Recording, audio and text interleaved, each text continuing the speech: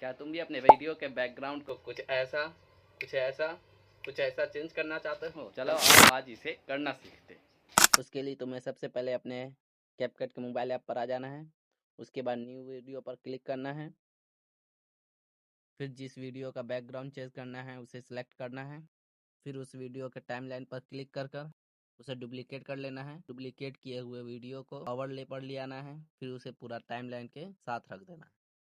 फिर इस डुप्लीकेट किए हुए वीडियो का बैकग्राउंड चेंज कर लेना है।